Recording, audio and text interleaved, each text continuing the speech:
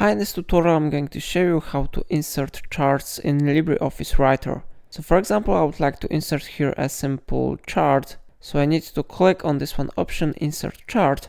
And now this chart is being displayed based on internal data. So if we want to edit it, we need to click right mouse button somewhere here. And then we need to go to data table. We can easily modify values and names of categories. For example, I will type here 3 names. And I will add number of points for every person. So here I will type Mark, here I will type Martin, and here I will type Matthew.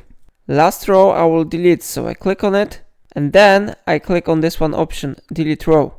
And maybe I will type here random values, for example 10, here maybe 3, here maybe 8, 10, and 12. And how you see columns have been successfully edited here. So for example, Matthew has 8 points, 10 points and 12 points, but we don't see here names actually, so we need to close it. We need to click right mouse button somewhere here, and we need to select delete axis. After that we need to click edit, and we need to undo the change. So I click on it, and then names will be visible on this axis. So in this way you can create a simple chart in LibreOffice Writer. Of course, remember that you can always try different types of charts if you want. If you want to change it, you need to click right mouse button somewhere here, and you need to select chart type.